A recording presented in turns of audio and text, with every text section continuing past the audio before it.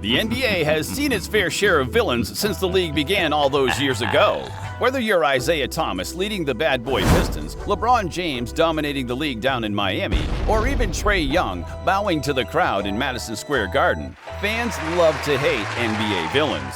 This season, though, one man emerged above all others as the latest in a long line of on-court antagonizers: Dillon the Villain Brooks. The Canadian-born small forward has rightfully earned himself a league-wide reputation as a dirty, loudmouthed, and aggressive force, both on and off the court. With more beefs than first-round wins, this season Brooks has recorded the second highest number of technical fouls, gotten himself ejected twice for unsportsmanlike conduct, and received a total of $250,000 in fines, all the while failing to make it past the first round. Despite this, Brooks has signed a ridiculous $80 million contract, which has drawn league-wide attention from fans, sports analysts, and players alike, all asking the same thing: is Dillon Brooks really worth that much? So let's dive straight into it and see how the biggest villain in the NBA fooled everybody.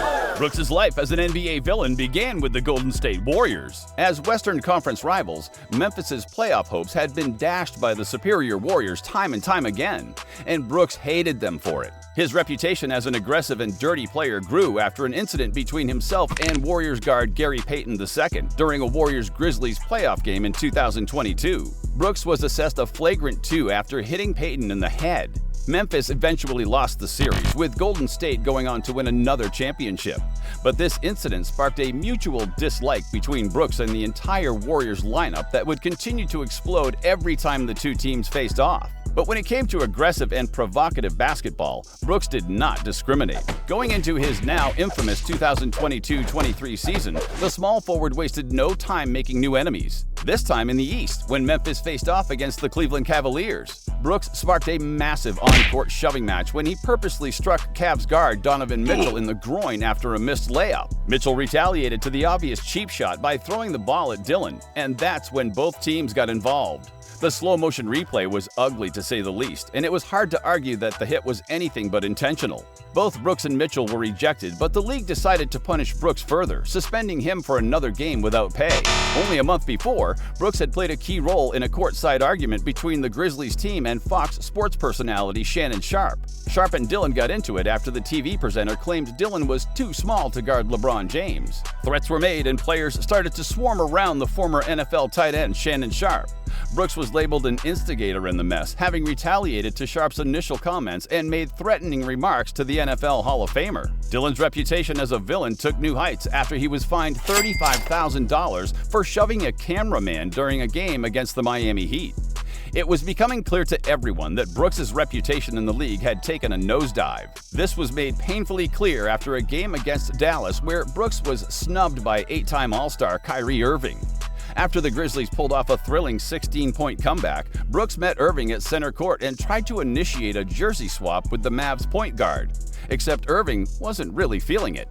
After handing his jersey over, Kyrie quickly moved along, leaving Dillon holding 2 jerseys.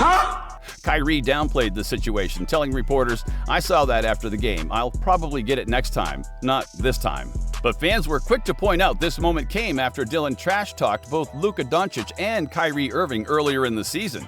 With both players set to miss a matchup against the Grizzlies, Brooks took aim at their injury status. It goes to show that sometimes they ain't ready to come back to a physical game. Irving fired back, taking the moral high ground against Brooks' comments.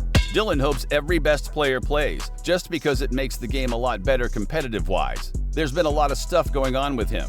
Seeing him in the middle of all that Draymond stuff, I mean, it makes it great for our league, but at the same time, there's a maturity that we've got to have. Nothing should ever go over the line of personal stuff.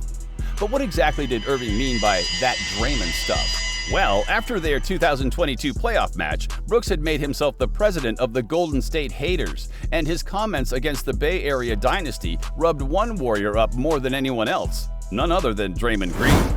To compare Dillon Brooks to Draymond Green would be an insult to the 4-time NBA champion and iconic leader that Green is. But they do share one thing in common. They're both loudmouth trash talkers who don't shy away from saying what they think. And when loudmouths clash, it sometimes gets ugly. With tensions brewing since their last showdown, Brooks decided to draw first blood, throwing shots at Draymond's game during an ESPN player profile interview. "I don't like Draymond at all. I don't like Golden State. I don't like anything to do with them. Draymond talks a lot, gets away with a lot too. His game is cool with Golden State, but you put him anywhere else, you're not going to know who Draymond is. Draymond fired back, going off on Brooks on his podcast, calling the youngster an idiot and asserting that Brooks is just jealous of Golden State's success, even labeling him a fan. Brooks added to his villain persona after the game, telling TNT to give the mic to Draymond so he could talk about him more, to elevate his game. Green added his own 2 cents into the mix during the post-game interview. When asked about the Warriors-Grizzlies rivalry, Green asserted that there is no rivalry because Memphis hasn't won anything. His beef with Draymond also managed to spill over towards other players on the Warriors. One such name? Klay Thompson. When both sides met again in March, Memphis put on a show, beating Golden State 133-119, which prompted Brooks to start the trash talk. As the game was winding to a close, Thompson, now on the bench, began counting to 4 while Brooks shouted, "You suck," from the court. Clearly referencing Draymond's earlier comments about the Grizzlies having won nothing, Klay made his point clear during the post-game interview. "I don't care about Dillon Brooks. When he retires, I don't think anyone will ever talk about Dillon Brooks again. I promise you." Dillon didn't back down, telling reporters he's gotten Golden State's head. "I just got a lot of real estate over there in San Francisco." Real estate is one thing, but the Warriors had a point, and it was hard for the Grizzlies to argue against it.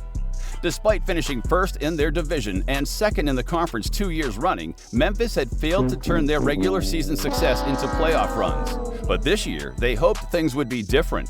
As the second-seeded team out of the West, Memphis faced the 7-seed Lakers, who struggled to find consistency the entire season. By no means was the matchup a given, but with the Grizzlies' form and the team now more experienced than ever before, everyone believed Memphis was going to go through. And honestly, they might have if Dillon Brooks had just kept his mouth shut. Wanting to add to his bad boy reputation, Brooks looked for his next target. And who did he decide to aim his crosshairs at? None other than 4-time NBA champ, 4-time regular season MVP, former #1 draftee straight out of high school, and the most prolific point scorer in NBA history, LeBron James. When the Lakers took Game 1, Brooks was quiet, but after a Game 2 victory for Memphis, Brooks opened his mouth and fired shots at the NBA legend. Keeping it classy, he called the 38-year-old James old and questioned the small forward's game. "I don't respect no one until they come and give me 40 points. Brooks didn't know it, but he just poked a bear. The following game, while both teams warmed up on the court, Braun exchanged words with Brooks. The conversation was brief, but the death stare the former Finals MVP gave the 6-year pro told us everything we needed to know. Braun showed us why he's King James and Dillon is, well, Dillon. Despite being on the receiving end of one of Brooks' signature technical fouls, which ended up getting Brooks ejected, James was able to lead the Lakers to a convincing Game 3 win. In the post-game interview, James rose above the beef, saying his focus has been and always will be on beating the Grizzlies, not Dillon Brooks. But maybe Braun wasn't being completely honest, because Game 4 saw him record his first ever 20-20. And the 38-year-old played like a man possessed, bullying defenses and scoring at will. The crypto arena even added to the fiasco, displaying James's career stats alongside Brooks's during the shoot-around before the game. Brooks's plan had backfired badly. LA ultimately won the series in 6, sending the Grizzlies home and the media wanting someone to blame. Brooks was the clear choice. He doubled down on his trash-talking ways, telling reporters after Game 6, "I'm not going to change." The small forward argued that his comments had nothing to do with the Grizzlies' defeat, and he was confident that he would be back next year in a Memphis jersey, helping his franchise get their conference final victory. But while Brooks didn't want to change, the Grizzlies apparently did. Dillon the Villain was traded to the Houston Rockets via a sign-and-trade deal and quickly replaced their small forward with a more reliable and respected player in Marcus Smart. While we wait for the dust to settle, it's hard to really say what Brooks' legacy in Memphis will look like.